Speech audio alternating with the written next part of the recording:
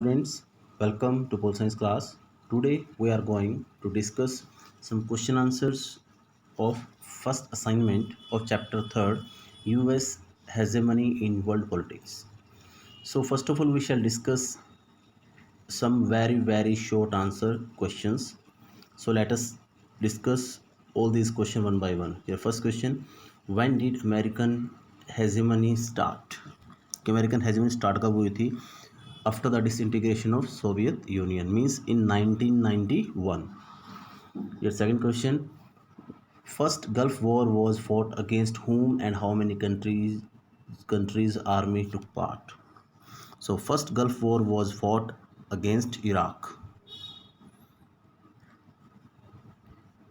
Third question, first gulf War is known by what name? जो first gulf War है उसे किस नाम से जाना जाता है? So you know very well, Operation desert Storm. Operation desert Storm. Next question is who what is meant by hegemony? Hegemony का मीनिंग क्या है? Hegemony means becoming powerful, mean शक्तिशाली होना और डूइंग समथिंग फॉर पावर या ताकत के लिए कुछ करना. It is in the form of military domination. ये मिलिट्री डोमिनेशन की फॉर्म में हो सकती है, सैनिक शक्ति हो सकती है, इकोनॉमिक पावर आर्थिक शक्ति हो सकती है, पॉलिटिकल क्लाउड राजनीतिक ग्रुप हो सकता है, एंड कल्चरल सुपीरियरिटी और सांस्कृतिक विशिष्टता हो सकती है. Your next question is who invaded against Iraq? Iraq पे अटैक किसने किया था? A massive coalition. एक बहुत बड़ा संगठन था जो कई देश इकट्ठे हुए थे. Collision force of 6,60,000 trophs from 34 countries fort against Iraq. 34 देशों ने मिलकर एक गठबंधन किया था जिसमें 74% जो सोल्जर्स थे वो किसके थे? अमेरिका के थे. Your next question, question fifth, which war became video game? Your answer is first Gulf War. Your next question is what was the purpose of Operation Iraqi Freedom? Iraq Operation Iraqi Freedom का purpose क्या था? इस उद्देश्य इस war का the purpose of US invasion on Iraq was to control oil fields. इसका main उद्देश्य क्या था? जो अमेरिका ने दोबारा से उस पर अटैक किया था कोई इस पे इराक पे, एक्चुअली वहाँ के जो ऑयल फील्ड्स थे, ऑयल वेल थे, ऑयल के जो तेल के जो कुएँ थे उस पर क्या करना? कब्जा करना. एंड इंस्टॉल ए रिजाइम, और एक ऐसी गवर्नमेंट सेटअप करना वहाँ पे जो फ्रेंडली हो किसके साथ? यूएस के साथ. Your next question is which operation took place at the time of President Clinton? Operation Infinite Reach. Operation Infinite Reach. Your next question is what do you mean by 9/11 with respect to the USA? आप 9/11 के incident से आप क्या समझते हो USA के संदर्भ में? In contemporary world politics view point 9/11 is considered to be as terrorist attack in America on 11 सितंबर 2001. इसको क्या माना गया कि एक आतंकवादी हमला माना गया था अमेरिका के ऊपर 11 सितंबर 2001 को. Your next question is what was the incident related to 9/11? इससे रिलेटेड इंसिडेंट क्या है 9/11 से रिलेटेड, 9/11 से रिलेटेड संबंधित? ऑन 11 सितंबर 2001 19 hijackers hailing from a number of Arab countries. मतलब जो हाईजैकर्स थे जिन्होंने अमेरिका के जहाज़ों को हाईजैक कर लिया था वो अरब कंट्रीज़ थे, अलग अलग अरब कंट्रीज से थे. To control of 4 American commercial aircraft and the airliners were crashed into both towers of World Trade Center in New York, Pentagon building, where thousands of people were killed, जहाँ पे हजारों लोग मर गए थे. The next question is write the full form of WTC. World Trade Center. World Trade Center. Your next question is how did the US respond to the 9/11 attack? अमेरिका ने क्या रिस्पॉन्ड दिया 9/11 वाले इंसिडेंट का? The US launched means started Operation Enduring Freedom. Operation Enduring Freedom start किया against all those suspected, उन सभी संदिग्ध के खिलाफ जिन पे शक था, to be behind the attack. मेरे को जिस पे भी शक हुआ कि इसकी ये आदमी इस अटैक के पीछे हो सकता है of 9/11, particularly al Qaeda and the Taliban regime in Afghanistan. विशेषतः अलकायदा और तालिबान के जो इलाके थे अफ़गानिस्तान में, उन पे ज़्यादा स्ट्रिक्ट कैंपेन स्टार्ट किया गया। इसका नाम क्या था ऑपरेशन का? Operation Enduring Freedom. Next question, who was the chief American general of Operation desert Storm? Norman Schwarzkopf. Next question, who was held responsible for 9/11 by America? किसको जिम्मेवार ठहराया गया इस 9/11 के इंसिडेंट के लिए? Al Qaeda and Taliban. Al Qaeda and Taliban. Question number 15, what was Operation Enduring Freedom? Operation Enduring Freedom था क्या भाई? Operation Enduring Freedom was launched by the US against all those suspected to be behind the attack of on World Trade Center. Operation Enduring क्या था? ये start किया था operation किसने? USA ने, उन सभी लोगों के खिलाफ जिस पर मेरे को शक था कि वर्ल्ड ट्रेड सेंटर पर अटैक के पीछे इन्हीं का हाथ है। Your next question, how many members are included in the coalition of the willing led by America? More than 40 members. Your next question, what was the main objective of Operation Desert Storm? इसका main objective क्या था? The UN operation is in Iraq was called Operation Desert Storm. UN ने इसको क्या बोला था? Operation Desert Storm का नाम दिया था। In this operation a massive coalition force of 6,60,000 troops from 34 countries fought against Iraq. इसमें क्या था? नियर अबाउट 6,60,000 सैनिकों ने भाग लिया था, 34 कंट्री इराक के अगेंस्ट लड़ी थी। इसको उद्देश्य क्या था? As you know very well, Iraq attacked on Kuwait, take over on Kuwait, so it was the main purpose to give freedom to Kuwait from Iraq. Your next question is, under which strategy did the US give help to Europe for its redevelopment after the Second World War? USA gave economic help for the development of Europe under Marshall Plan. 1947 to 1952. Your next question is, who used to look after unrestricted traffic in international sea is before America? America से पहले जो समुंदर के अंदर जो traffic था, मतलब कि जो समुद्री इलाके थे, जो ट्रांसपोर्ट सिस्टम था, उस पर किसका डोमिनेंस था? ब्रिटिश नेवी का था। ब्रिटिश नेवी, ब्रिटेन था पहले, ब्रिटेन का डोमिनेंस था, बाद में अमेरिका का हो गया था। इंटरनेट वो is a result of which strategy? जो इंटरनेट है वो किस स्ट्रेटजी का परिणाम है? Internet is a result of American military research project. America की मिलिट्री रिसर्च प्रोजेक्ट लगाया था, ये उसका परिणाम है। The next question is, right an example of structural power of America. Structural power में क्या ऐड कर सकते हैं? MBA degree is an example of structural power of America. Next question, where was first business school open? First business school कहाँ खोला गया था? First business school in the world named Wharton school, WHART, Wharton school was opened at the University of Pennsylvania. Next question is, write any two examples of US as a soft power. कोई दो example देने आपने USA के soft power के रूप में। Jeans, जो gene पहनते थे ब्लू, वहाँ पे jeans and fast food are the examples of US as soft power. Next question, how many Indian work in Silicon Valley? Near about 3 lakh Indians. 3 lakh भारतीय काम करते हैं वहाँ पे। Next question is, name a strategy to escape from US hegemony. उस strategy का नाम बताओ।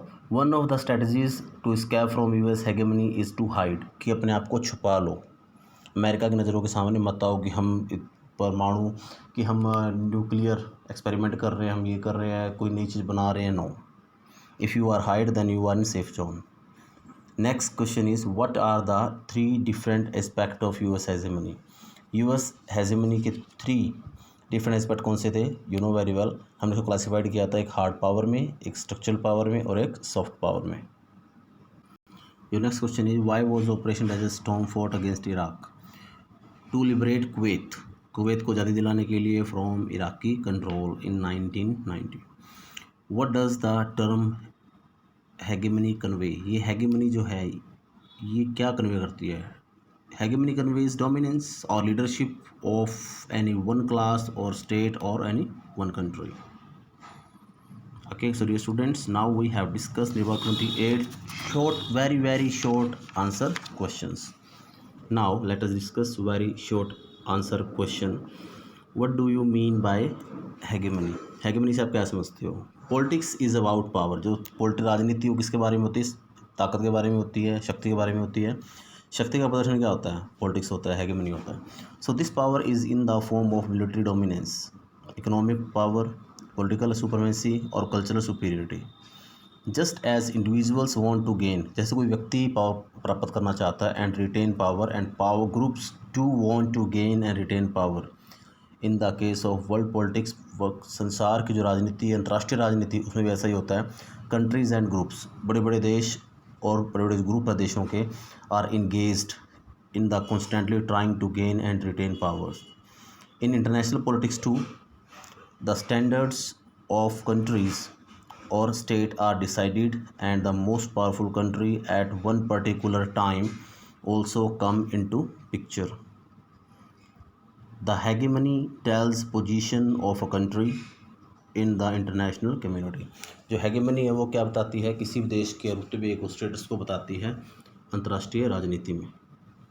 सो this power is in the form, ये जो पावर है ये मिलिट्री डोमिनेंस हो सकता है, इकोनॉमिक पावर हो सकती है, पॉलिटिकल क्लाउड हो सकता है, कल्चरल सुपीरियरिटी हो सकती है। It may be appropriate to describe an international system with only one center of power by the term hegemony. So next question is what was Operation Desert Storm? You know very well Operation Desert Storm क्या था, but I'll just try to explain it. In August 1990, Iraq invaded Kuwait. Iraq ने Kuwait पे attack कर दिया था, rapidly occupying, और जल्दी से उस पर कब्जा भी कर लिया था, and subsequently annexing it after series of diplomatic attempts failed at convincing Iraq to quit its aggression. The United Nations mandated the liberation of Kuwait by force. कई बार डिप्लोमेटिक तरीके से बात की गई, कन्विंस किया गया इराक को कि वो क्विट कर दे कुवैत को, अपने जो उन्होंने अग्रेशन जो अटैक कर रखा है, टेक ओवर किया, उसको फिर से लिबरेट कर दे। लेकिन यूनाइटेड नेशन के कहने के बाद भी इराक नहीं माना, तो उन्होंने क्या कर दिया? बाय फोर्स उन्होंने मैंडेटेड कर दिया क्या कि बाय फोर्स के द्वारा ही, ताकत के द्वारा ही, शक्ति के प्रदर्शन के द्वारा ही कुवैत को आज़ादी दिलाई जाएगी। ए मैसिव कोलिजन, एक गठबंधन में बहुत बड़ा, फोर्स ऑफ 6,60,000 ट्रॉप्स, 6,60,000 सैनिकों के गठबंधन हुआ from 34 countries, fought against Iraq, जो इराक के अगेंस्ट लड़े, and defeated it in what came to be known as operation desert storm, और डिफीटेड, उसे हरा दिया इराक को इस युद्ध के अंदर। और इसी किसको क्या नाम दिया गया था? Operation desert storm. It is also known as first gulf war, इसे फर्स्ट गल्फ वॉर भी को बोलते हैं। It was mainly an American strategy थी, क्योंकि इसमें 74% जो सोल्जर्स थे वो अमेरिका के थे। An American general Norman Schwarzkopf led the union coalition was also there. Now the next question, what reforms were brought by bill Clinton in his politics? जो bill Clinton था उसने अपनी पॉलिटिक्स में क्या चेंज किया था? तो आपको पता है कि जॉर्ज डब्ल्यू.एच. बुश किस पार्टी के थे? वो हार्ड से बिलोंग करते थे, हार्ड पॉलिटिक्स करते थे, और उन्होंने क्या किया? उन्होंने सॉफ्ट पॉलिटिक्स पे मतलब डोमेस्टिक इश्यूज उठाए थे इन्होंने। So George W.H. Bush the election of first gulf War lost the presidency election held in 1992 by Bill Clinton. Bill Clinton के सामने जॉर्ज H.W. बुश हार गए थे, leader of Democratic Party. So Bill Clinton won in 1996, तो 1996 में भी दोबारा जीत गए थे। एंड रूल्ड फॉर 8 ईयर्स, 8 साल तक राष्ट्रपति रहे थे। And he campaigned on domestic rather than foreign policy issue. उन्होंने ज़्यादा किस पे वर्क किया था? डोमेस्टिक, घरेलू मुद्दों पर ज़्यादा वर्क किया था, बल्कि विदेशी पॉलिसीज़ के अलावा, विदेश नीति के अलावा। क्योंकि जब सभी देश को पता लग गया कि अमेरिका अपने डोमेस्टिक इश्यूज़ पे वर्क कर रहा है, भाई सभी लोगों को आराम से शांति से रहने के लिए दे रहा है। So now there was no issue, कोई इशू नहीं था, कोई अटैक नहीं था, कुछ भी नहीं था। इट ऑफन सीम्ड दैट, ऐसा लग रहा था कि US had withdrawn into the international affair, कि यूएसए ने अपने आप को इंटरनेशनल पॉलिटिक्स से बिल्कुल अलग कर लिया है। And was not withdrawn into the international affair and was not engaged in world politics. दोबारा अमेरिका वर्ल्ड पॉलिटिक्स में शामिल नहीं होगा। लेकिन इन फॉरेन पॉलिसी, जो विदेश नीति की बात करते हैं, the Clinton government tended to focus on soft issue. उन्होंने सॉफ्ट इश्यूज पे फोकस किया था, like democracy, promotion, climate change and world trade, rather than on the hard politics of military power। Hard military politics के अलावा के को छोड़ के उन्होंने किस पे ज़्यादा वर्क किया था? डोमेस्टिक इश्यूज पे किया था। This was the main change.